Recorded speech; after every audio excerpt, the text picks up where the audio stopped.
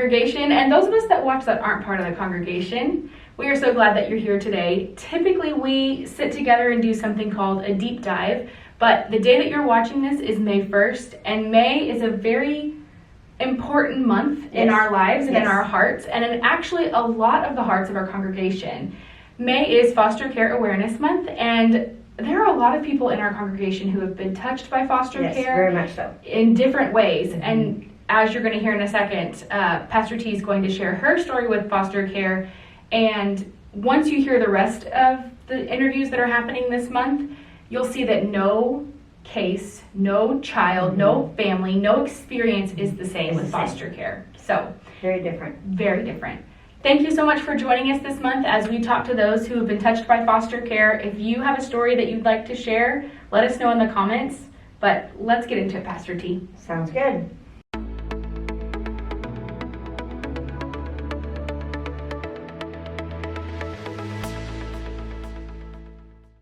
So, Pastor T, do you want to pray us in this time before we talk? Sure. Oh, loving God, thank you for all of the hands that are part of the foster care system. From CPS and judges and lawyers to the families that take them in on emergency status or that take them in for a long time. And then families, Lord, that are able to adopt these kids that are needing a home as well. And there's so many places and lives that are touched. So Lord, bless all of the hands that are part of the foster care system. And Lord, let this podcast for this month help us to see and be touched and perhaps be convicted to be able to do something more. In Jesus' name we pray. Amen. Amen. So I've asked Pastor T to share her story today. And you've got a couple different parts to your story. So obviously we all know Ember, but Ember's not the only child that you left on. So T's going to kind of do a continuation of her sermon from a few weeks ago, and probably been more like a month now. Probably. But anyway, she's going to do a little bit of a continuation and tell us her story as it comes to foster care. So take it away, Pastor T. So in case you don't know, a quick part of it is I've always wanted to be a mother. I'm not able to physically have a child. And so coming here to this church and lives intersecting, I found out about the foster care system and that there were so many children that needed a home. And so I went to a meeting just to be introduced to it. I left the meeting with an application. And 2 days later, I turned in my application, and that is not me. That is, God's hand was in all of this. The whole thing, God's hand was in it. And so to help God center it, what I did was I sent an email or a Facebook message and everything to everybody that I know. And I said, I'm going to be a foster parent. And as I get trained for this, I want my house covered in prayer. And the colors are going to be blue and yellow. Blue for water, because water is movement. And this is a moving part of my life now. And yellow for sunshine. And every day is a new day. And I asked for ribbon. And then I tied a rope, 3-strand rope, across the wall of the room that would be my foster child's room. And people sent ribbons, and they sent notes and prayers, and I just prayed over that space and prayed over me as I started this journey. So I knew it was centered with God. And so I got a phone. You get a phone call at your house. It's your house that is. They're putting the child in the house. It's you, but they also, because they come and inspect the house and everything, like you know. Right. And so what they did is I got a call. I was at a meeting, and they said, we have a 3-month-old. And I was like, okay. And then 4 hours later, they said, no, it's best that the 3-month-old stay in Bexar County, because I'm in Comal County. And I was like, I get it. But that was my first, wait, these just does happen. They just call. Yeah.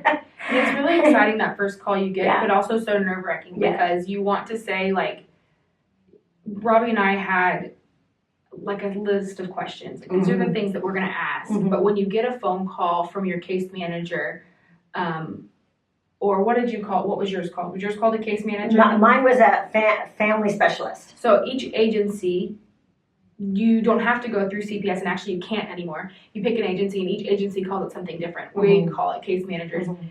And I remember the first time we got a call that we were able to take, because the first time we got a call, it was COVID, and I had COVID. You want to say yes no matter what, but it's like you forget to ask all the different questions. And that's going to come into play with my second one, with Ember. That comes into play, the questions. Yeah. So you get a call. So I get a call, and so that one didn't place.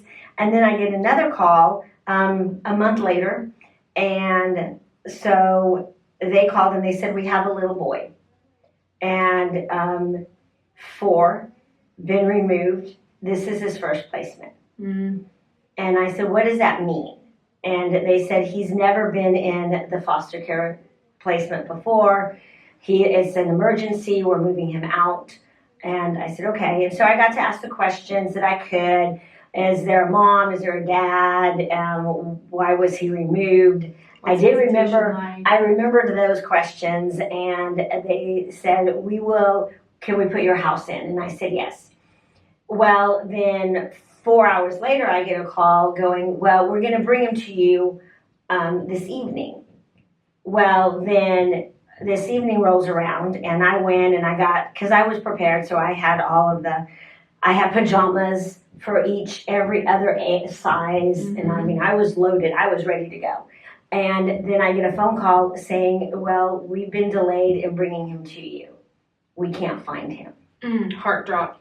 I'm just like, oh my gosh. And I called my sweet friend Kalinda, and I said, they can't find him. And so we just prayed and prayed and prayed. And she came over and we prayed. And then the next morning he was located, and he came and lived with me. And he lived with me for 11 months. And it's a long time. We did a lot together. We got to where I could take him to visit his mom and dad. There was a place that in San Antonio where you could go, and you as a foster parent, you're in the back of the building and you drop him off to these people, and then the parents come in the front of the building and they have supervised visits. And he would have these supervised visits, and he would come in with toys upon toys upon toys upon toys. And so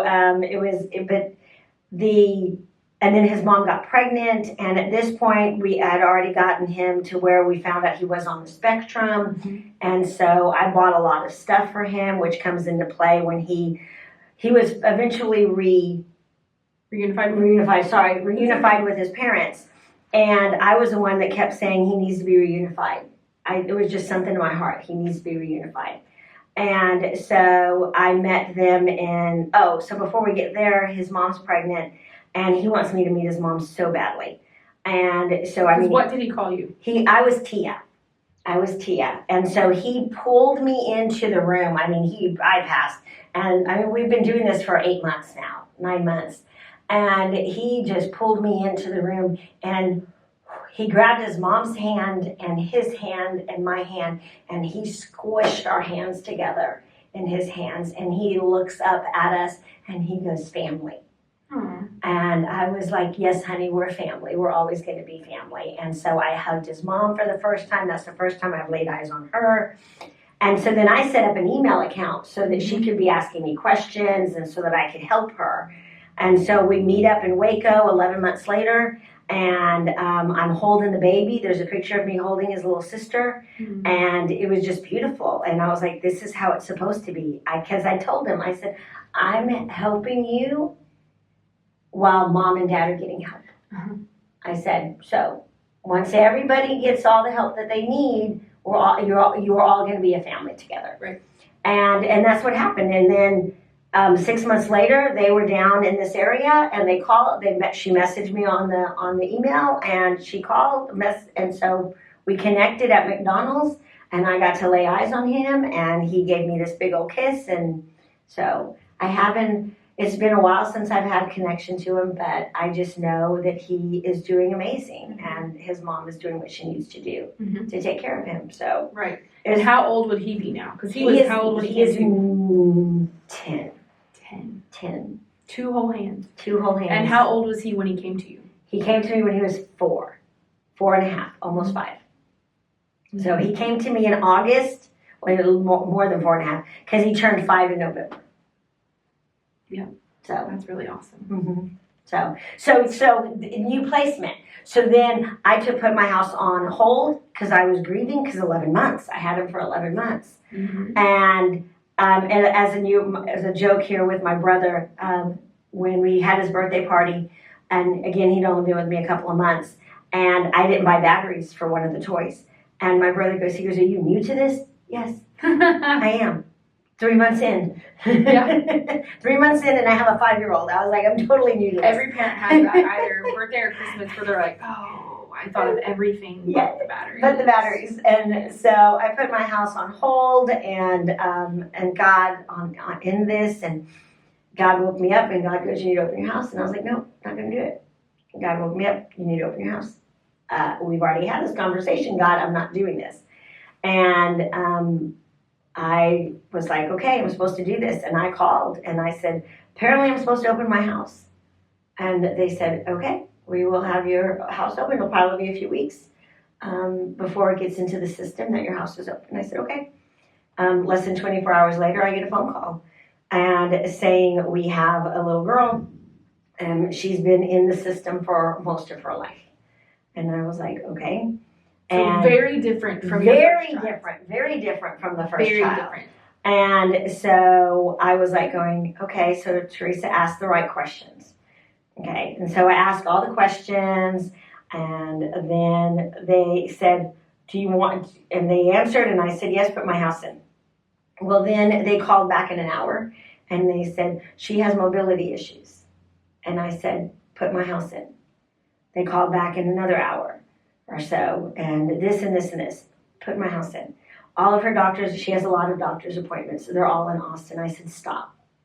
And so they thought I was saying no, and I said, stop calling me and asking me if this is okay, if this is okay. Get this girl into my arms as fast as humanly possible. I said, even if all of her doctors are in Chicago, we'll go to Chicago. We'll figure it out. Yeah. But stop calling me and trying to get me to say no. I said, I don't know what her past is, and I don't know what you guys have experienced with her. Right. I learned later, and I was like, just get this girl to me. So she came to me on October 24th at 4:28 p.m. She walked into my life, and within 24 hours, I was mama, and that's just how life went. And so that's just how life went. That's just how life went. Until it didn't. Until you're in the foster care system as a foster parent, and nothing is black and white. Nothing is black and white. So with Noah, I had to do a lot because this is his first time in the system. I had to do a lot of the doctor's appointments and getting there's requirements.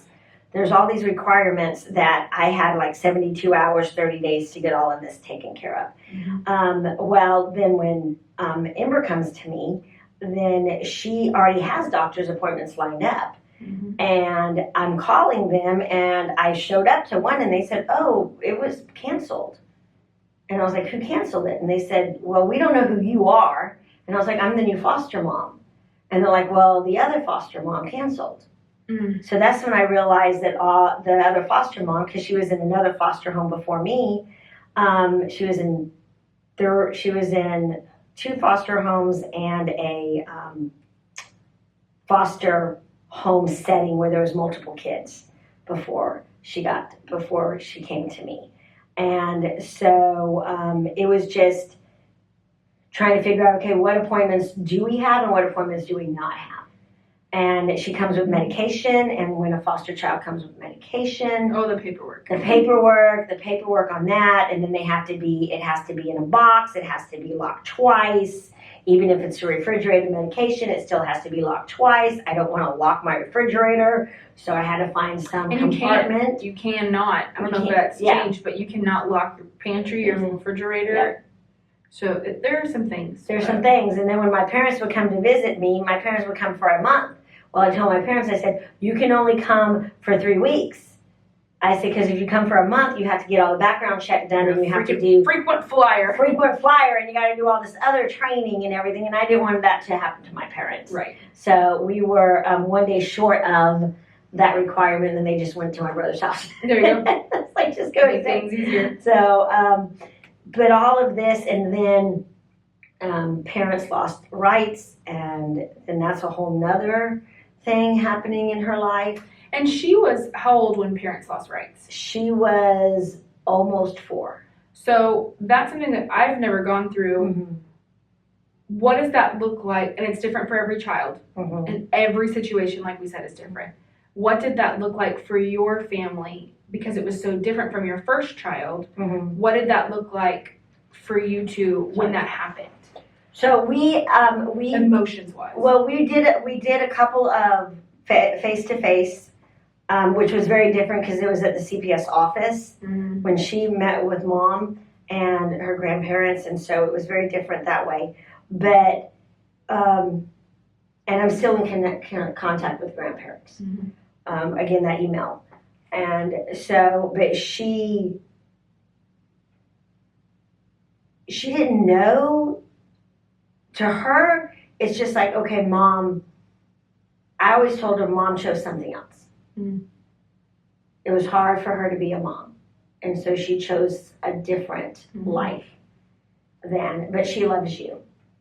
And when she's 4 and 5 and 6 and 7, that made sense to her.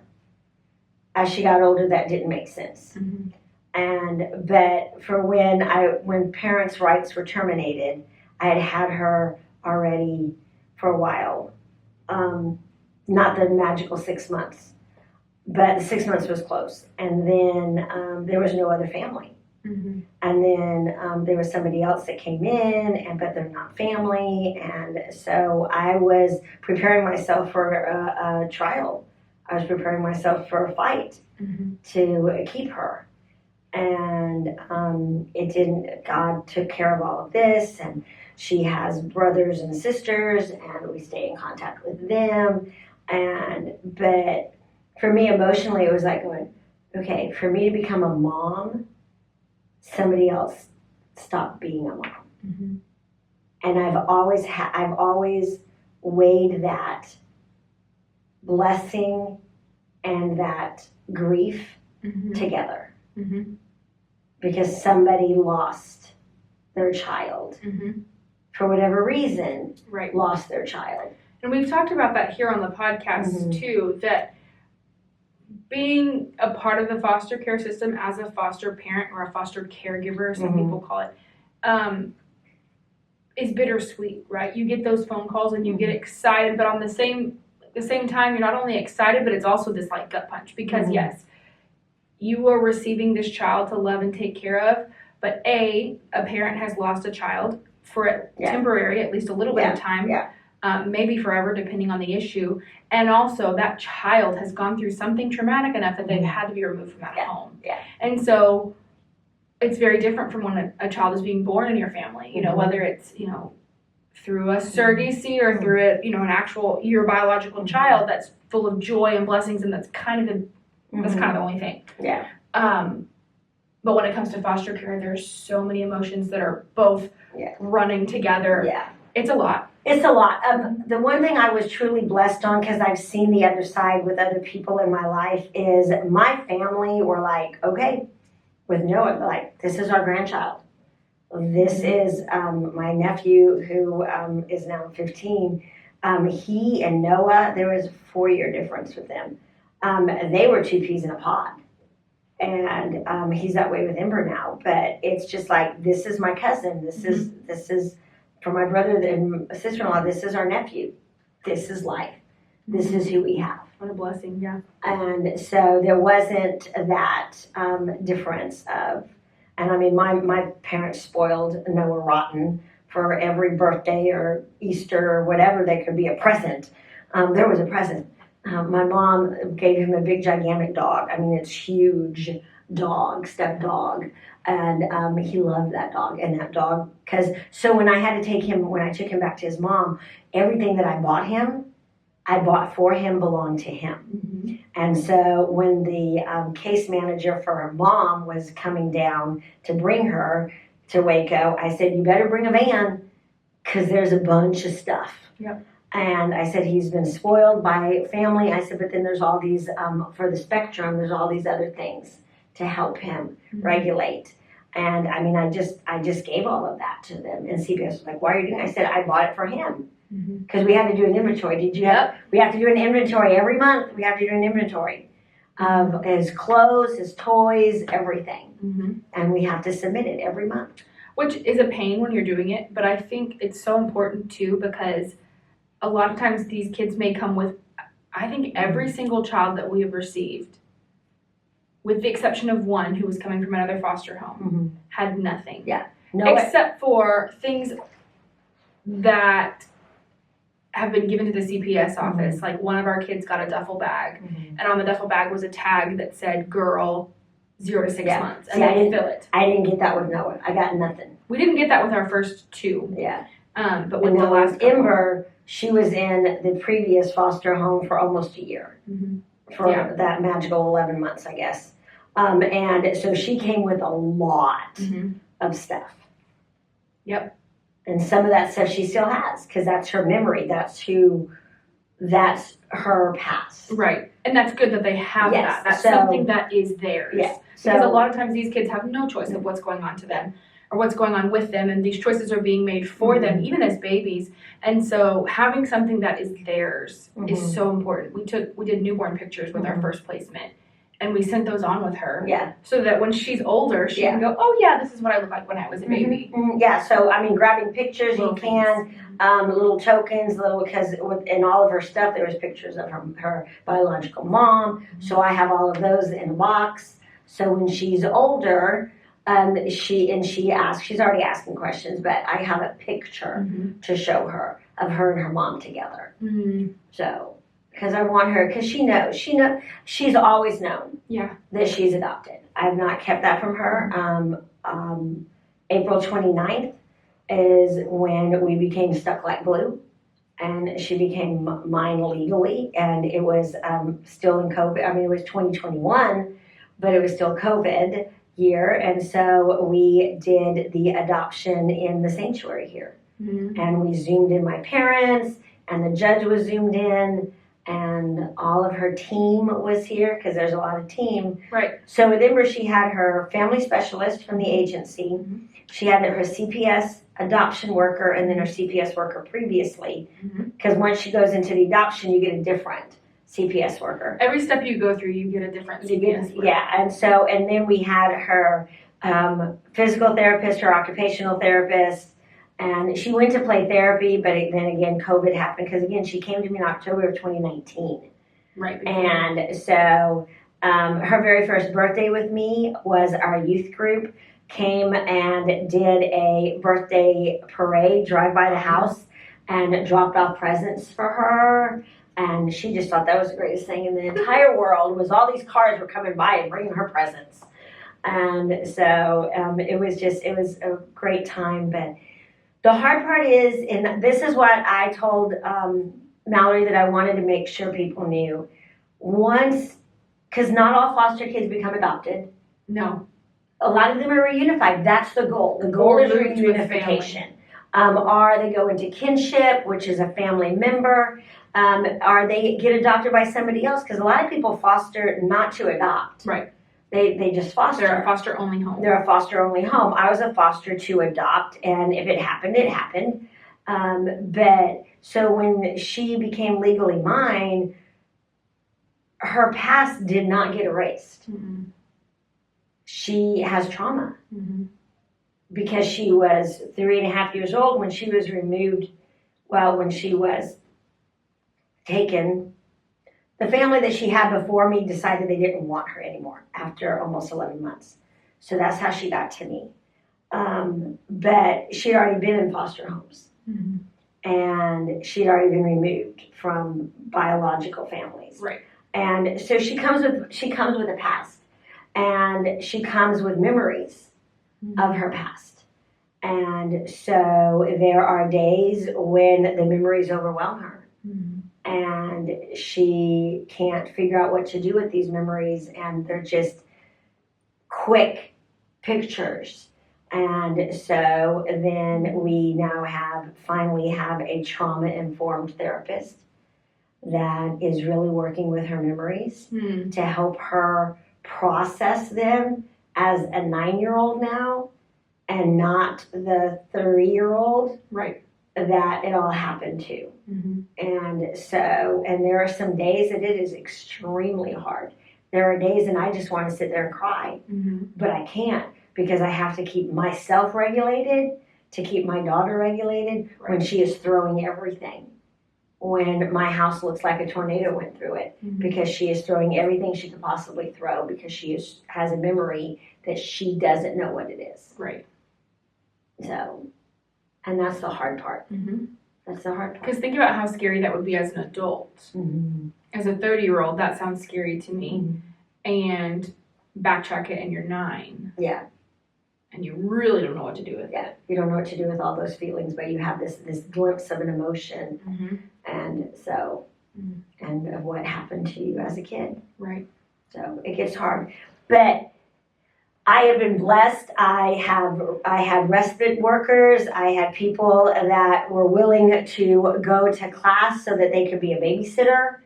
Can you explain what respite is? So respite is when you need a break as the foster parent.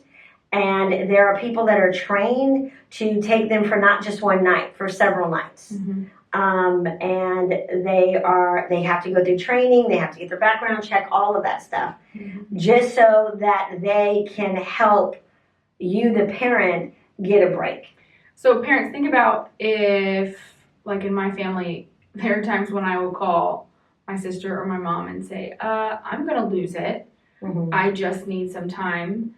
And they both are willing to jump in and take Avery and Beckett, and then I can get a break. Or, Robbie and I need time to reconnect because it's been a while since we've been gone on a date. Yeah, and you can just hand them off. Exactly. I can't. A foster child, you can't just randomly hand off to just anybody. So they call them respite care. Yeah. So here at the church, we had Parents Night Out. They were already background checked to do that. So I did not have, I was like, I don't have to ask another person, can you do a background check? Because I really need a break. And so. And it takes some time too. It so does. by the time you need that break, you're like, okay, suck it up, buttercup, just keep going. 2 or 3 weeks before somebody can be approved. Because as a respite provider, you have to have the background check. And you have to, through our agency, you have to do a couple different trainings. They're online trainings, they're not but you hard. also have to be CPR certified and first aid certified, and so it's a lot. People joke, people joke in foster, like in the foster care world, that as foster parents, you're literally licensed to parent, which is true. Because you have so many of these things that as a parent of my 2 kids, I never had to do those things. I have 60, we had to do 60 hours.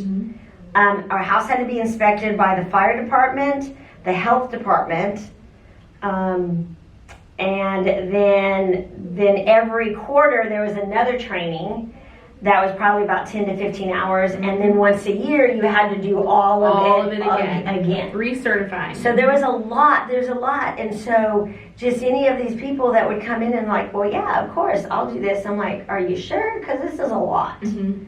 And they're like, well, yes. And then they would bring meals. And I had one lady from the church when Noah came to me. She had 2 boys, and she goes, hey, are you going to be out and about in the next few days? Because I stayed home with him for a little while, I think 5 days, just to see how things were going with us before we went out into the world. And I said, yes. I said, I need to go to Payless. I need to go get some shoes for him. She goes, well, I'll just meet you in the parking lot. So she met me in the parking lot with toys that her boys had outgrown, and then she was like, okay, she goes, I need to get some shoes too. And I was like, oh, okay, so we both go into Payless. I had Noah with me, and Noah found these shoes, and then all of a sudden I can't find Noah because Noah's with her, and they're checking out, and Noah has 6 new pairs of shoes. And I was like, okay. And she was like, no, I got this. And I said, no. And she goes, yes. She goes, you're going to have enough that you're going to have to cover financially with him. She goes, let me just buy him shoes. Mm-hmm. And I mean, I sat in the parking lot and cried. Mm-hmm. And it's just all these people came to just help. And so when I say there's so many people that are involved in, you might not think you're involved in the foster care system, but you are. Right. If you have ever taken a meal, if you have ever donated your kids' worn out clothes to the foster closet here in town, or toys, you are part of the foster care system. And it's an amazing group. It's an amazing ministry. And yes, I wish it did not have to exist. Yeah. I would love for us to work ourselves out of a job, Mm-hmm. to work ourselves out of a ministry. Mm-hmm. That would be amazing. But until then, not possible. until then, we're just going to love these kids. And I know in my heart of hearts, probably in the next 3 years or so, I really want to open my house to teenagers. Mm-hmm. Especially those teenagers that are about to age out of the system. I want them to be able to have somebody to fall back on Christmas break, on spring break, but also somebody to say, okay, do you want to go to school? Do you want to go to college? Okay, let me help you fill out all of the forms. And remember, the state of Texas is going to help you go to college or a trade school. Right. So we got to fill out all these forms. We got to find that magical number that they need, right, that you were assigned, so that you can get all of the support still mm-hmm. for an education. Exactly. I want to go back to what you said Okay. about everybody being a part of the foster care system. Because I know you have heard this, because I hear this all the time. And it always takes me off guard, I guess is the right word or right phrase, but more like I never know what to say. Mm-hmm. You'll get, oh, you're a foster parent. They'll say, oh, you're a foster parent. You're so amazing. Yeah. I could never do that. I could never do that. I could never do that. I would get too attached. And Yes, get attached. exactly. That's what I tell them. Yes, get attached. And this is not us saying that every single person is made to be a foster parent. No. That is not it at all. Because No. I know that there are definitely things that I am not called to, and not everybody is called to foster care. Mm-hmm. But there's so many ways to help. Yeah. Like T said, bringing a meal. Whew, man, the first week that you have a foster Mm-hmm. placement, because they have so many appointments, it is crazy. Yeah. And if you have other children in the home, whew, man, it's crazy. Well, and I So- work for full time. Exactly. And so if you are a full-time worker, then there's the paperwork to fill out so that you can get the child care voucher so that they have a place to go. Luckily, I work for the church, and so the senior pastor, he went to SPRC. He goes, she's going to become a foster parent.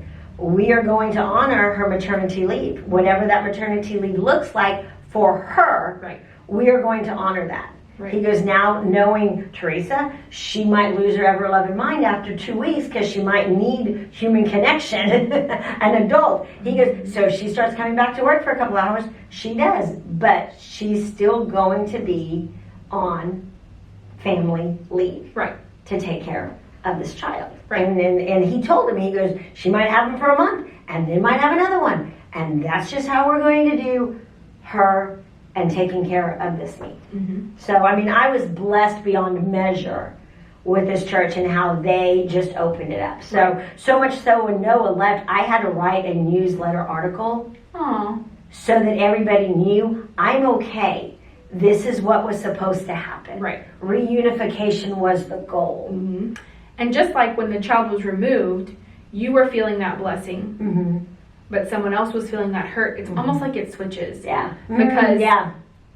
it is hard. It's hard. Very hard. And I It's can't hard. imagine having a child for 11 months. We haven't Mhm. gotten there. Mhm. But, having a child in your home for any point of time, Mhm. and then that space at the table being Well, gone. yeah, and space in so- the car being gone. And Very much so. And so I had a dog and a cat. And my cat was just connected to Noah. I mean, it was crazy. My cat mourned on, wait a minute, where is this human? So, I mean, what was funny is when I was setting up the room, I didn't know, because I was licensed for 0 to 5. And so when I set up the room, I had a twin bed and I had a crib, because I didn't know what the phone call would be. Because originally, remember, the first one was a 3-month-old. Right. Luckily, I had a crib. But my cat slept in the crib, and then some nights slept on the bed for those 3 months we were waiting for that phone call. And so, but it was, sorry I brought up the cat. It was interesting to watch how because there were no other kids in our family. And so, but I had my nephew, and he was like, what do you mean? And I said I was taking care of him until mom and dad could take care of him. And I said, that was my role. That was what God placed me as the safe place. Right. And I said, and now mom and dad are the safe place. And so he's going to be home with his mom and dad. So. Yeah.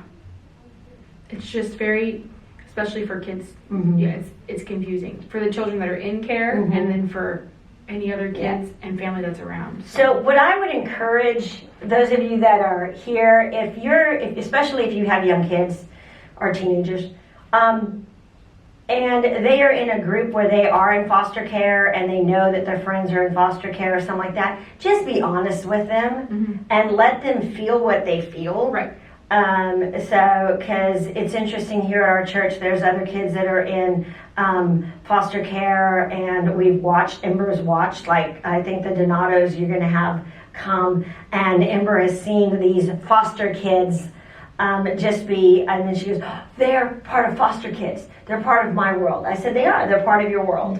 And then when they got adopted, she goes, see, they got their forever home. She goes, they became stuck like glue, like we're stuck like glue. Yes. And so she just asked those questions. And so so anytime CPS is brought up, she goes, yeah, they helped me find my home. And she goes, and then sometimes I heard her say the other day, she goes, CPS kept me safe. And so in her 9-year-old mind, she found a way to not be so angry at CPS for removing her, but for helping her find a safer place. And safe is huge in your foster kids world, is that they just want to be safe. And so we say safe a lot in our home. To this day, we still say safe. The word safe, it means a lot to them. You're safe. So, and it's a journey, and it's, again, I will support foster care however way I can. I'm in it for the long haul, but it's just God. Hand was in all of this all along the way, and to look at the dates of a lot of the stuff that happened in Ember's world compared to the dates that were happening in my world in 2 separate worlds, to go back, I did that, and to go back and look at these, I'm like, it took my breath away. I'm like, okay, God, okay, you're here. I was getting myself ready. Right. Because I always said, Noah helped me learn to slow down. Because I had to physically slow down for Ember. Because when she got to me, she wasn't getting the therapy that she needed. And so walking was very hard for her. And long walks were extremely hard for her. And so I got a wagon, and we did the world with a wagon, our little one of those pop-up strollers, when we needed to run into the store. And look at y'all now, you go hiking together. And now we get climb mountains. So, but I'm so glad you're doing this. Hey, because people need the stories, and they need to know that, yes, I can't do that. No, maybe you can't open your house and do that, but you can respite, you can bring food, you can pray. That's a big thing. You can just say, hey, you know what? It's going to be okay. You know what? Can they sit with me in church? And you go sit up in the balcony, or you go just be able to take a breath. Right. And because I'm solo parent, so I didn't have somebody to tag out. Yeah. And so that gets to be challenging. It's like, I just need, and I mean, there's been a couple of times here at church, I just go up to somebody, and one of them is Brenda, and Brenda's amazing, because I can go up to her and I was like, tag, you're it. And I she know, knows yeah. she has her Mhm. for however long she needs her, so that I can just go and take a breath. Exactly. So It's amazing having a church family who is so supportive Yes. of foster care in general, but you as an individual or Yes. your family Your as family. a family. They, I always say church is the family you choose, and Mhm. I would choose this family over Yeah. and over and over again. So, if you could say one thing to a family who is possibly thinking about getting involved in some way, Mhm. whether it's going through the process, because we have sat here and talked about there's all this paperwork, but it is so rewarding. Yeah. Once you get it done, it's almost a proud moment to go, hey, we did that. We did Mhm. all the classes, and to know that you are a part and can help and can be available. And it is a beautiful thing. And if you're somebody who is thinking about foster care, that paperwork is just, Mhm. it's not that big of a deal. Yeah. It looks like a lot, it seems like a lot, Yeah. there's lots of things to do, but if that's something that you're called to, it's just a blip. But what would your advice be to someone or a family who is looking into helping in some way? My advice is do it. Whatever it is. Pray about it. Get a circle of people around you to discern what it is that you're called to. Are you called to respite? Are you called to start a meal ministry in your church, in your group, your neighborhood, whatever? If it is called to start the foster care journey, trust God and take that leap. And if you think you're really called to fostering children or teenagers, again, discernment, but it's going to be the hardest thing you've ever done in your life. And it's going to be the most grace-filled thing that you will ever experience in your life. And that juxtaposition between why did I do this and why didn't I not do this sooner? Mm-hmm. I promise you, your life will be forever changed, and the life of that child will be forever changed if you've had him for 24 hours or if you've had him for 11 months. Just take the leap and do it. Exactly. Ditto. Ditto. Pastor T, thank you so much for thank being so willing to come and be vulnerable and tell your story of how foster care has woven itself throughout your life. And yeah, I'm just super thankful that you're willing to do that. And thank you for, as a parent and a foster parent, thank you for what you do. One of the things I really love is when they come and take a child from you to wherever they're going next. Every single one of them has turned to us and said, thank you for what you do as foster parents. And it kind of hits you because at that point you're hurting, you're grieving. But thank you for everything that you have done as a foster parent for Noah and for Ember, because it really, like you said, makes a difference. So Thank you. you're welcome.